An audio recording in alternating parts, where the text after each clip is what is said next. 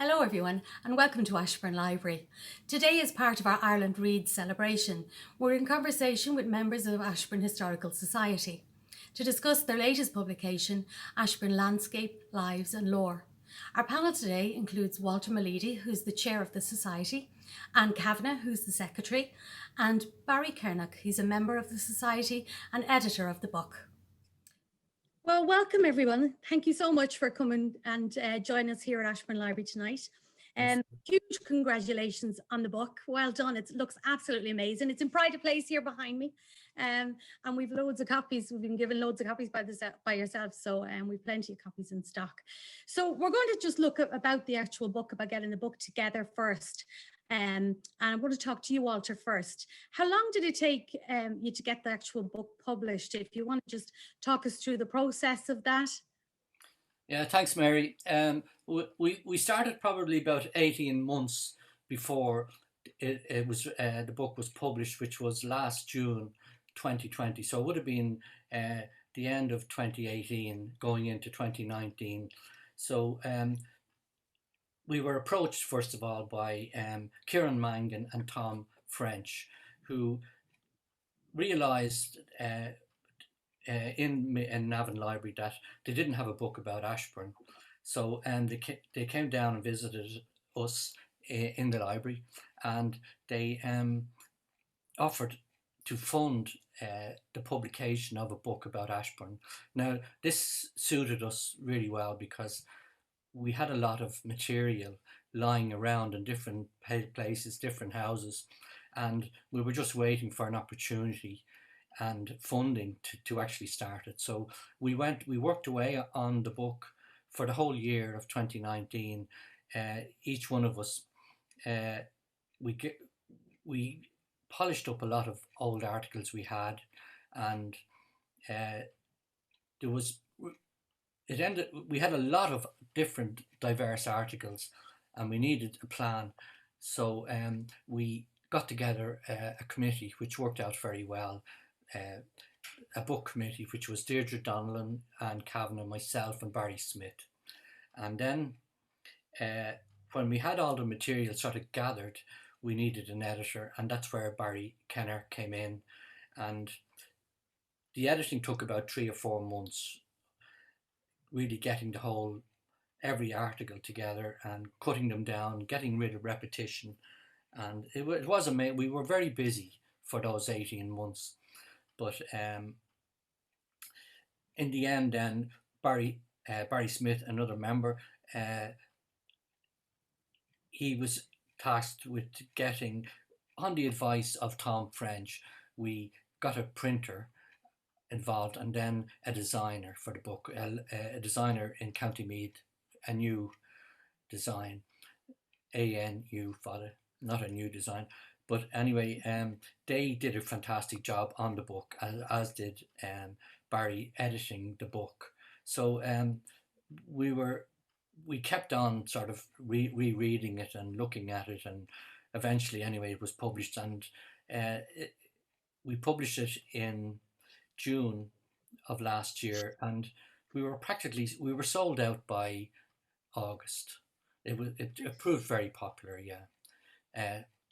We just had it in a couple of outlets and we sold it ourselves. Rosemary Conway sold a lot of books for us, as did Bookmark. So we then needed a second edition, which we printed, and that's almost sold out now by the beginning of 2021. So that's where we stand at the moment with the journey of the book. So as I said, it's proved very popular, and we tried to get the best people we could involved in the photography and the drone footage and that, and really modernise the book, which it helped a lot having younger members coming in with new ideas as well. And that's basically where we stand at the moment now. That's great. That's brilliant. And then the book, it's got over 80 contributors involved. And how did you decide who tackled what parts? There's just so many things to consider. Well, Well, in a lot of ways, it was very easy. We've been talking about producing a book for over 20 years. And in those 20 years, we had gathered a huge amount of information. And then it took the 2020 celebrations and Tom French and Kieran Maggie to kind of push us. Now, we knew from what we had about Ashbourne that a linear type book wasn't going to work because the history doesn't flow straight through. So then we thought of, different chapters that would link up and, interviews and that to break it up. And it evolved from there very, very naturally. With a lot of research done already. For example, the chapters about the walking around Ashbourne and the different points of interest. We had a lot of that work done already for our Heritage Trail. And we had it there, and Barry Kinnerk then came as our editor, and he put some kind of a shape on it. A lot of the other articles were the same. We had one of the local teachers, Kate Sherm, had done some research on the Bourne family, and a great granddaughter of Frederick Bourne has sent us some material as well. So that did that chapter, and Barry saw a need there, and he supplemented it with a chapter on the building of the road. So that's how that part evolved. We knew that Barry Smith, one of our members, had a huge interest in archaeology, so it was sticking out that we were going to ask him to do that section of it. For the 1916 commemorations in Ashbourne for the Battle of Ashbourne, Tola Collier, a local man, and PG Moore, another local man, they had done a huge amount of research, and we felt it was important to have that recorded somewhere. So again, that was another part of the book that just evolved. Then we knew other people in the area. Philip Walsh had done a PhD on land ownership in Galway. So we approached him to do the land ownership in this area. We knew that Frank Reedy, a local school teacher, had a great interest in both the GA and local history. So he covered another angle. On the more modern parts of it, Joe Jones, Jerry McCabe, people like that had a lot of interest in the development of Ashbourne from the time of the Garden City. So we approached them, and everybody was more than willing. Then we approached the local clubs and the different community groups and asked them to submit a piece, which we kind of put into one paragraph. A lot of our articles as well, we referred to pieces from the school's folklore collection. And when Barry and Deirdre, both independently, saw that we were using them, they both did chapters that reference back to that and, kind of gave some context for it. Deirdre came on board, and she was an interesting person to bring on board because she's from Dunmore, the other side of the Ashbourne parish. And she brought a slightly different angle, and she knew some people that we didn't. Then we had always intended having some more literary, academic type articles like the archaeology and the history of the road. And we wanted to intersperse it with some interviews that would be lighter and easier to read. And we had a lot of those done already. And then we just got more, newer people coming into Ashbourne to add to it. So I think we kind of got a good mix. And as Walter said, the fact that the committee had 2 generations nearly on it brought another added dimension to it as well. So it, as I say, it kind of evolved. We saw little bits that were needed, and we put them in, but a lot of work. Yeah, huge amount. Huge. I think that covers it. It does come across, definitely. Walter, in relation to other historical societies who are thinking about putting a publication together, what kind of advice would you give them in relation to publishing? Right. It's I as I say, we've only got the experience of this one book, and I'm sure Barry would know more about this than I would because he has 4 or 5 books under his belt. But with this particular project and a historical society, the first thing is that you leave your ego at the door. It's not a one man or a one woman operation. But how we're still together as an association 26 years after its foundation is that there isn't a big egos in the historical society. We all concede and also argue with one another, but it works out very well.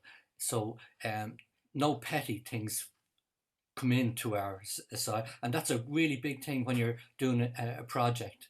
Also, we found that having just 4 people in the committee dictating or deciding what goes into the book is important. You don't want 10 people or 5 or even 6 people. The 4 worked out very well. After each of those 4 get the advice from the rest, but having a tight group works on decision making. So we found that out as well.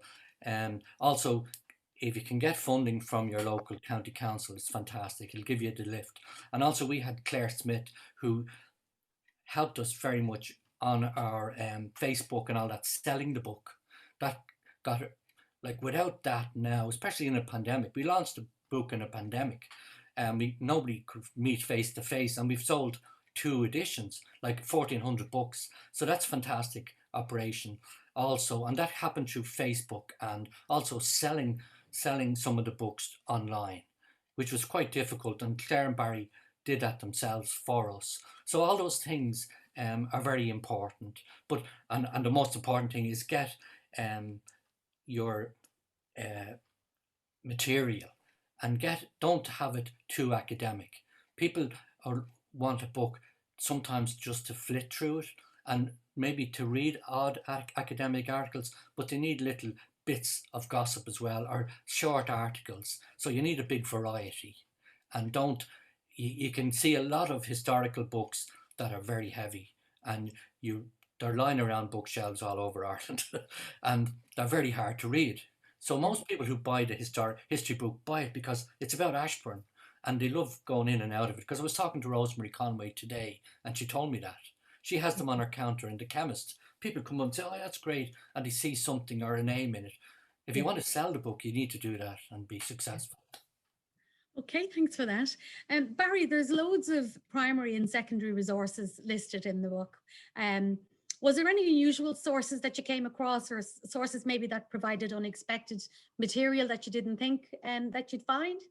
Well, there were a few unusual or interesting sources, but just to, before I come to that, you were asking Walter about advice to other prospective historical societies who might want to do this. And I would say the referencing, for me as editor, the referencing was hugely important, because a lot of books of this type just don't get referenced. And then what happens in 10, 20, 30 years, you're looking back to old photographs, you're looking back to old letters and documents and so on, and you've no idea where they came from. So I felt one of the most important things would be to you'll see in the book, every caption is properly referenced, so that school children, when they're researching this in the local secondary, primary schools, whatever it is, they can, hopefully there'll be a trail that will lead back to the original source. But yeah, there were some fantastic sources in there. I mean, we went into Registry of Deeds, and we managed to get a fantastic reproduction in the book of the original lease from 1820, which is really like the founding charter document of Ashbourne. And that's produced in full colour, and it's actually quite readable. We've got a little transcript in the back there as well, but that's absolutely beautiful. And one of the other things I found very interesting was looking at the Chief Secretary registered papers, because fortunately, when we started to research the book, or to bring certain aspects of it in that maybe hadn't been done before, like the building of the road, those papers have been now catalogued up as far as the late 1820s, which coincided perfectly with that whole time period. So we were able to bring in all of those stories about highwaymen on the road, and coaches being ambushed, and all sorts of barricades being put in front of the road with overturned carts, and all of the Collier the robber and all that kind of stuff. So it was possible to bring all of that in, and the local gentry, like Marcus Somerville, complaining about these banditti, and the fact that because the police stations in Dublin had been so effective, they were effectively driving all of these highwaymen into the hinterland and into County Meath. So a lot of those records, you just simply, it would have been looking for a needle in a haystack, but you could actually select, you can go on the National Archives website, type in Ashbourne, and up it came. So that was an actual joy to find. Yeah, thanks for that. We're just going to look on parts of the history now, and I just want to ask each of you, we'll start off with Walter first. If you had to pick one historical topic described in the book about Ashbourne, what would be your favourite one, Walter? Well, my immediate favourite would be the story about Cece, and because it has such a worldwide connection, even at the time, she was the the Empress of Austria-Hungarian Empire, and a huge name in world politics then, and went on her future brother-in-law becoming the assassinated Emperor Ferdinand, which causing the First World War. So, but this was 30 years beforehand, 1879, 1880. She was on a tour. I think her daughter had died, and she obviously was in a low mood at the time. She took to touring Britain and Ireland, and her love was of hunting horses and hunts. She was a great horsewoman, and after her visit to Britain in 1879, she came to Ireland on the invitation of Lord Spencer, an earlier ancestor of Princess Diana.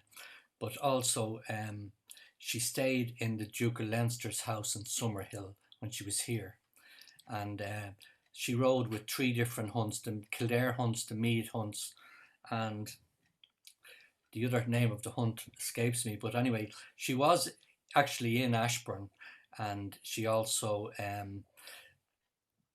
had dinner in the hunt house, where SuperValue is now, and she is famous probably in Meath and Kildare, particularly in Maynooth, where during the building of Maynooth College and the church in particular, she chased a deer into the grounds of Maynooth College and into the foundations of the future church, and the deer was collared there in the church, but she became friendly then with I think it was the provost of Maynooth, who later became Archbishop of Dublin. I think it might have been Walsh, his name was. So anyway, she made a huge impression on the people of Ireland, but the story sort of ended in 1880 because she became too popular, really, and also she had committed an indiscretion coming to Ireland in the second year without visiting Queen Victoria and paying her respects. So it ended up being a diplomatic incident where a Catholic queen was roaming around Ireland with the peasants going mad, greeting her everywhere. But Queen Victoria wasn't too pleased about that. And it was also during the land problems in Ireland. So Victoria made sure she was never invited again. So it was in 1899 she was assassinated in Paris by some dissident or other, but 98. 89 in Paris, yeah. And so it was a great story, and particularly putting Ashbourne on the map and the local dignitaries as well. Wasn't she impressed by a local teacher as well? Yes, the local school teacher. Now, I'm not sure whether it was Mr. Corrigan or Mrs. Corrigan. I've read 2 different accounts, but I think it might have been Mrs. Corrigan. She arranged the school children, and at the entrance to Ashbourne, where the toll house was, she arranged the children waving banners and flowers on each side of the road as she entered Ashbourne. So she ended up bestowing a pension on the teacher of £30 per year. I don't know how long it went on for, but Mrs. Corrigan, she lived in the Ashbourne House, number 1, Bachelor's Walk. Okay. So she ended up getting a pension, 30 quid a year, for arranging the school children coming in. But she did various things around the country during her stays here. She gave different presents, and she was given presents of a hunting horse, Domino, who was very famous, and is a huge painting. One of our members, Tom Doherty, got us into the National Gallery, and is a huge it was probably oil painting of the Ward Union hunt by Walter. I think it's Walter Osborne. It could be, it's one of the Osbornes anyway. There was a father and son painter. So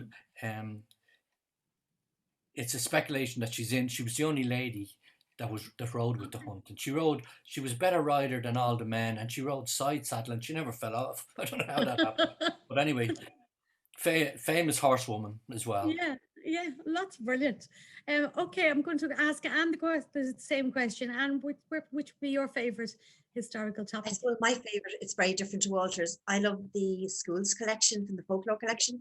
In 1937, I think it was, the fifth, sixth class children all around Ireland were asked to record some piece of folklore, some piece of history that they got from a grandparent or a neighbour. And they're all collected together then, and they're available online, which is fantastic. The way we used them was we interspersed them through the different chapters in, depending on what they related to. But I think what I love about them is the fact that you go online and you can see the child's handwriting exactly as it was done in the copy. And it gives the details then as to where they got the information from, which is an extra dimension to it, who the person was, whether they were a shopkeeper or who they were, and the age the person was. Now, they're not always 100% accurate historically, but I think they had a great richness. Like the story when Walter's talking about Cece, the story about Cece dropping her handkerchief and then sending it back to the person who found it as a souvenir. That's in one of those stories, children's stories. Okay. One of the stories has a fabulous account of a description of what the forge looked like. They have a description of the hunt. Now, some of the language in it, it's directly as the adult gave it to them, but in general, it's fantastic. And I think as the next primary school teacher, it will be a fantastic resource from which to start doing your history, because again, it's 11, 12-year-old children that were writing it. And I think it's so, so rich. And Barry and Deirdre then, they kind of cemented it all together. Deirdre did a chapter on, how to use the folklore collection. And Barry did a chapter based on the superstitions and the folklore that he got from reading those children's accounts. So I think it's a very, very rich source. Yeah, I mean, I know when we opened first here in the library, we actually had the microfilm of, and we were showing all the kids it, and it was just, I think, more the machine than anything else. Now it's all digitized and it's different, but and it's an amazing collection, and we still have that collection here in the library.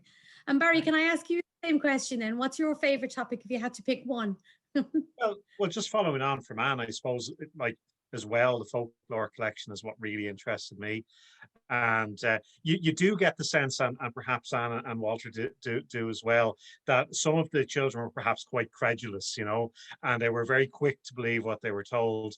I mean, there's one account that was given of a good cure for toothache. I think it was Matt Fortune. He said a cure for toothache was to let a frog crawl around inside your mouth. And a cure for measles was to lie underneath a donkey. Now, you kind of get the sense sometimes with those stories that maybe the adults were spinning them a yarn. But what I love in particular were all the scary stories, because I'm a keen cyclist in the summer months, and I keep it going up until around November, when it gets very, very dark on the old Ashbourne Road, in from Finglas all the way back into Ashbourne. And just the stories about the will-o'-the-wisp and the shook, or the black dog up around Ward Cross, and all of that lovely richness of stories. That really what we've done, I suppose, with the book is we've taken them, we've dusted them down, and we've now brought them back to life again. And there's no reason why that can't be part of our kind of, local folklore again. There's a lovely story about Knockneal, and there was a huntsman who was killed there, and we managed in the course of the research to tie that into an actual event. There was a huntsman who fell off his horse there, but that locals at night, at midnight, they'd hear the baying of the hounds, and they'd hear the ghostly bugle being called, and when you cycle past there on a misty morning, it really is creepy. So just to kind of bring all that wealth of local folklore back again is really, and of course, the local people knew the landscape in a way that we don't today. Maybe people do a little bit more now because they're out walking, but they didn't always walk the main thoroughfares. I mean, they were following old tracks and so on across the fields, and they knew where all the wells were, and they knew every lump and bump in the landscape, which I think was a lovely way for them to relate to the local area. So for the same reason, the folklore collection for me, I think. And I often wonder as well how much blood, sweat, and tears went into producing the beautiful handwriting with no spelling mistakes and very well presented. That's very astute. Exactly. I've got another question for Barry here. I know last week I heard Ryan Tubridy, he was talking about an Irish woman killing Mussolini last week, I think, in his programme. But there was a story about Ashbourne linked to an attempted assassination as well. Can you tell us a little bit about that? Yeah, well, I would assume that is related again to Sisi, the Empress of Austria. We know that the assassin was Luigi Lucchini, 10th of September 1898. She's in Geneva. It was actually Geneva, Walter. Now I have to refresh my own memory on this one. Yeah. But she's about to board her boat with a retinue. Lucchini rushes up. He stabs her with a file used for filing down pins, industrial pins, whatever they were, whether they were pins for sewing. But she didn't realize straight off the bat that she had been stabbed, and she goes back onto the boat, and it's only when her lady in waiting, she's feeling faint, and she turns her over and she realizes that she's been stabbed. But interestingly enough, Lucchini, straight away when he was arrested, he admitted it. He had set out to arrive in Geneva to murder somebody of high standing, and he was disgusted when he found out that the death penalty had been abolished in Geneva.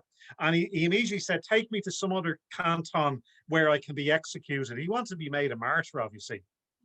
And it was out of that then, because he was what was known as an anarchist back then. I suppose that was the word they would have used for terrorists. But there was a conference held then where they decided that these anarchists would come under the same umbrella as terrorists, really. And he lived out his life in prison. He tried to write his memoirs, and they were taken, and somebody maybe destroyed him or something. And he really lived out a very sad and lonely existence in the end. But that was him, Luigi Lucchini. Yeah, very infamous assassin. Okay, I was talking about, I know Mussolini, because I thought it was in, now I don't think it's in your book, it was in some of our records here that someone had took a pop at him, so I was just wondering, like, whether there's any credence to that, like there wasn't any, we didn't have any resources or anything to say where it came from. Walter, you were talking to me about that a little bit, weren't you? It was from I think it was from the families in it was actually you're talking about Lord Ashbourne's daughter. Her name is Gibson. In 1923, I think Mussolini had been in power a couple of years. Anyway, she had a hatred of what do you call them? Not Nazis. Fascists. Yeah, I think the name.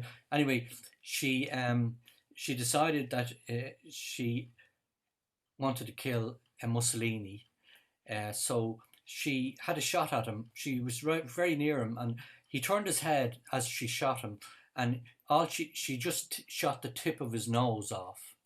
And if you see him from pictures of 1923, you'll see him with a bandage on his nose. But as I say, do you reckon if she had succeeded, she would have probably saved about 3 million people from fascists? That's the word I was looking for earlier. She hated fascists. And she seemed to have been fairly well educated. She was brought up in Merrion Square, the home of where her father lived, who was the Governor General of Ireland at the time, Gibson, who also became, when he joined the House of Lords, he was given an honorary title, which you have to have when you become a member of the House of Lords. He was given Baron Ashbourne. So he really doesn't have a lot to do with Ashbourne, except he was a baron in the House of Lords. But he is famous for the Land Act in Ireland. He introduced that into Ireland, where land was basically divided up among tenants, and they could pay the government back. This was in British government times. They could pay back on the Never Never. So, she's famous for that. She was incarcerated in Italy, but she was then transferred to Britain, and they didn't know what to do with her, so the easiest thing to do was she was actually locked up in a mental home in Northampton, and she spent the rest of her life there. She was classed as being deranged and mentally ill, but this new film that's just come out 100 years later, more or less, is doubtful of that. It was a diplomatic way of getting her off. She was a high individual, belonged to the upper classes. They needed to get her out of the way. It was a diplomatic incident, so they said she was mentally deranged and locked her up. It's a bit like what's happening to the king of Saudi Arabia now, with his daughter being Yeah. shuttled around in the background. So she's been also, if you notice, been classed as being mentally ill. All this, and unfortunately, Yeah. Mary Robinson has got embroiled in it. But anyway, Yes, yeah. it's that type of. Okay, guys, thanks for that. It just goes to show that assassinations are rife in Ashbourne history as well. Walter, I'm coming back to you on this because I remember when we'd recently, it was only a few years after the library opened here, the development of the N2. It brought some surprising new information, historical information on Ashbourne's history. Especially in relation to all the mills that were found. And I remember you were taken out, they actually showed you the sites and that. So can you give us a little bit more information about the mills and the fact that you didn't even know that so many of them were there? Yeah, well, Barry Smith is a very good article in our book about this, but I'll just run a quick run through it. It's just you can understand the mills in Ashbourne. You have to go back to Albert Reynolds. He came back about over 20 years ago from Brussels with a cheque for 9 billion, and that was to do up the roads in Ireland and drive the motorways. Maybe it's 30 years ago now, but that money involved making roads all over, which has opened up the whole country. But nothing would ever have been found except for, like, particularly in Ashbourne, building the new motorway enabled all this new findings, and the archaeologists to begin work on finding these new old civilizations. But in Ashbourne they found a huge treasure trove of interest. Two archaeologists, they found the bypass now from coming into Ashbourne. You go around the back and come out at the Pilo Hotel. That particular stretch is where Racetown is, and that's where they found first of all a graveyard, about 8 mills, working mills that had existed there from 580 until 1170, 600 years, and that was a huge number of mills. Normally you'd only find 2 in an area, but they found 8 there, and that's only half the excavation. Half of that area hasn't been excavated. It's still in the field on the left hand side and won't be. But they found 90 bodies as well in a cemetery there. So it was a big operation there for 600 years, probably connected to Lagore or Dunshaughlin, not so much to Ashbourne, but it was a centre of, we don't know for what, whether it was a religious centre or it was a military type of fortifications. But huge, there was a lot of animal bones found there, as I say, bodies, children, and they did tremendous work on the remains and what age they were. It's all in the book. But they found a body, didn't they, Walter? That he'd been stabbed over 120 times. Yeah, it was. And they don't know if it was ceremonial or if it was some dispute or what was it. Yeah, the people, they found, like, why people were all their age groups. Like, you were really over the hill at 40, like, and you had you died from TB, or they have evidence of TB, and one of the biggest painful was tooth abscesses. People obviously weren't cleaning their teeth, and they were getting abscess on their teeth, and they lived with constant toothaches, they reckon, for their whole lives. There must have been an agony, and they might have had. They found evidence, like, in the skulls of the teeth. So look, it's full of loads of interesting information, and nothing would ever have been found, only that we decided to build motorways all over Ireland and make it easier to get from A to B. As we know, it's fantastic. Barry Yeah. wrote in a lovely descriptive way, didn't he? And he said that the mills would have supplied the tables of the kings of Braga, which I thought was lovely. You know, you can get this Yeah. sense of this Yeah. real bustling kind of enterprise, can't you? Yes, yeah. Guys, we got the full set of the archaeological records as well from the NRA when they did that, so they're in the library as well. I was just going to check as well with the other developments, not just the roads, but the likes of, like, shopping centres and the likes of Little and everything being built, brought more information on the Colleglin Castle. And can you tell us a little bit about that? Yeah, well, just a small bit about it, I suppose. There had been an account written in about 1654 in the Civil Survey that said that there was a castle in Colleglin with a stone house, outhouses, a mill, and divers cabins, as in, numerous cabins. So when the original Castle Street was being widened, there was excavations done there. And it's been, the site of the castle been excavated 2 or 3 times since then, for the playground and for various other works as well. And in doing it, they have found some of the stone foundations of the castle. They have found some of the flooring of the castle, and they found bits of possibly what was a wall as well. A lot of the material has obviously been removed from the site for building, so there isn't that much there. But as I say, an internal cobbled floor was found as well. So they have a very good idea as to where the castle actually was. Now, it wouldn't have been a castle in the sense of, say, Trim Castle. They reckon it was a tower house, like the one in Dunsackley, if you're coming from the back road from the airport. It would have been more that size, built probably around the early 1400s, and probably damaged just after the time of Cromwell, about 1690. Now, as well as that, when they were building over where the little car park is now, where Lidl is, they found evidence of dwellings as well, which are probably the divers cabins that they talked about in 1650.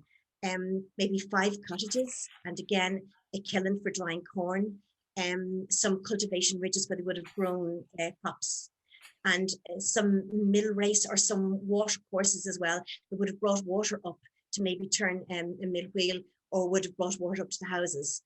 And from even earlier times, when they were building what's now Colleglin Street, where, Tesco, Bookmark, all those shops along there, there was evidence of an even earlier settlement, maybe 12th to 14th century, a kind of a farmstead. Again, it would have been maybe a dry stone foundation, probably mud walls and a thatched cottage. But I suppose the river was there, so there was going to be settlement there. And again, evidence of growing corn and a kiln there as well.